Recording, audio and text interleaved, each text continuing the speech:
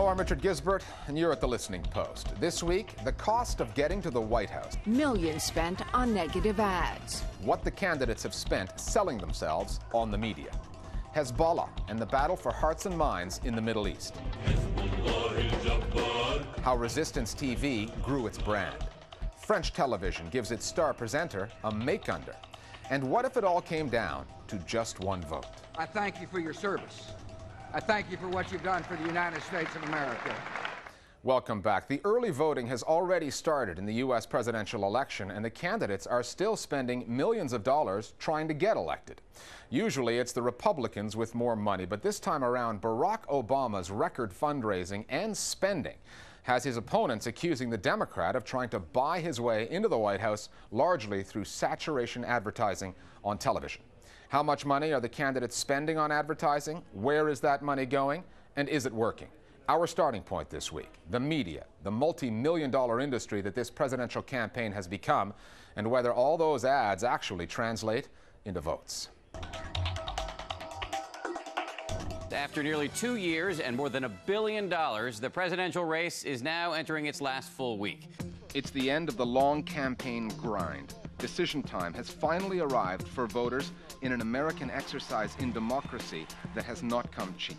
The level of money spent in this campaign is absolutely unprecedented. Never before has a candidate raised so much, $660 million. That's $1 million for every day since he joined the race. Thank you. Well, the amount of money that Obama has spent this year outweighs anything that's ever been spent in the presidential race. Campaign offices, public appearances, and ads. He is outspending Senator McCain nationally by a ratio of 4 to 1. He is poised to break the advertising spend previous record held by President Bush in 2004 of $188 million. He's saturating the airwaves across the battleground states, which is something Senator McCain cannot afford to do. I'm Barack Obama, and I approve this message. McCain has had to pull out of states such as Michigan. Most recently, he pulled his ads out of Colorado. So some of the key states where Republicans thought they had to do well in order to win, they basically gave up. The idea that this is an unfair fight sounds like sour grapes to the networks, not nearly enough to quell their voracious appetite for election dollars. TV stations are getting filled up. Radio stations are getting filled up. $700 million has been spent this year and last year on the presidential campaign. Wherever you are, whatever kind of advertising you're doing, that's a lot of money. One of the biggest expenses, if not the biggest, is the advertising. So that's about a third of the presidential race spending at this point. And there are suggestions that if there was free broadcast and TV and radio time for candidates, as there is in some countries, that campaigning would be far less expensive. You don't hear that kind of discussion very often on commercial television and radio stations, of course, because they are the ones who are every 2 and 4 years making billions of dollars. The vast majority of that money from the Obama campaign. Is he buying this election? Well, I think you could make that argument, but we're not going to let him. However, McCain is still getting a bang for his relatively few bucks. First he used Paris Hilton in an ad and Britney Spears in an ad, and later on he did other things that would draw attention, but he had to do something dramatic, and that included a lot of negative advertising. John, stop your ads. Bring down those robocalls. The perception is that Senator McCain has run the more negative campaign in terms of television advertisements. Obama's politics of hope, empty words. Although the reality is, overall, over the whole campaign, both candidates have run a similar proportion of negative ads. Barack Obama, wrong on education, wrong for your family. Whether the ads are positive on policy, we need a new direction, and I have a plan. Negative on their opponent, John McCain wants to tear Barack Obama down. Or biographical infomercials made John McCain the man he is. Voters have been bombarded. What you hear from people who are in these battleground areas is, I've turned off my television for the final days of this election. I cannot stand to see another ad. And it really is oversaturation. Some video ads are made for the internet only, but still end up creating a mainstream media buzz. Both campaigns have run ghost or vapor ads for the net, eliminating expensive broadcasting costs. Barack Obama and domestic terrorist Bill Ayers. Friends. Then those ads are turned into talking points for media with lots of airtime to kill. Hey, I'm guessing you guys don't want to talk about the economy, huh? So essentially, you're getting free exposure to your campaign message. Although the problem that McCain had was that when the media picked up on these ads, reporters often didn't like the ads, found them to be factually inaccurate or misleading, and oftentimes the news story was very negative about John McCain. A spectacularly misleading and, dare I say, spectacularly nasty campaign ad about Obama and education. Running for the White House is obscenely expensive.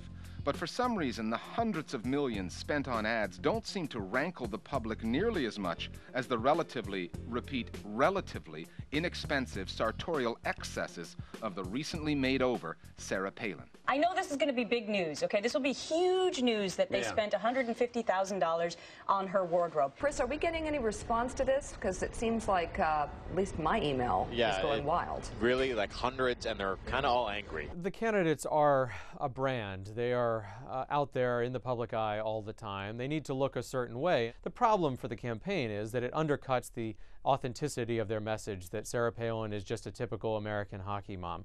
Typical American hockey moms don't shop at high-end department stores and drop thousands of dollars on clothes. Yeah, but she's doing exactly what Barack Obama told her, spreading the wealth around. Where did that money go? Michelle Obama came on our show and she had a $150 dress on. You can really look gorgeous without spending all that money. I know that. Only the final result will tell the candidates if their marketing strategies did the job. But are the non-stop ad campaigns really essential to swaying the voter? I think a good stump speech that generates favorable news coverage is still better than an ad, because voters understand that an ad is a tool for partisan persuasion. It's purchased and run on behalf of a particular candidate, so people are always a little suspicious of the information that's contained in that ad. I'm not sure who they're fighting over at this point. If these people haven't made up their minds in the 2 years they've had to evaluate these candidates, then I'm not sure what's going to help them make up their minds. In the end, the determining factor in the campaign may well be money, but not necessarily ad money.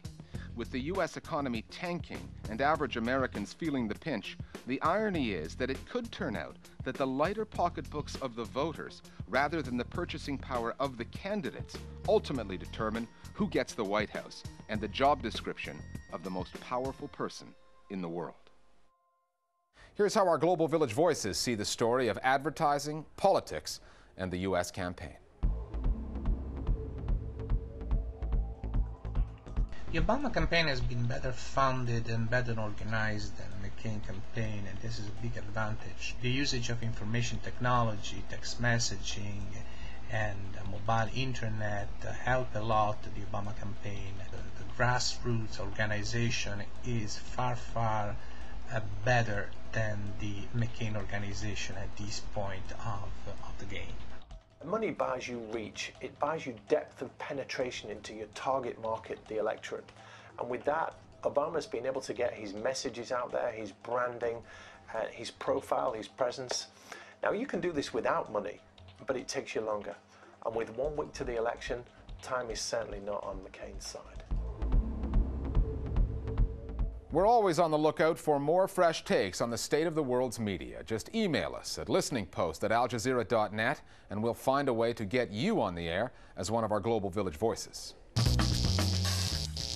Time now for Listening Post News Bites. Reporters Without Borders, the Paris-based media freedom group, has published its annual Media Freedom Index, a country-by-country ranking, and it makes for interesting reading.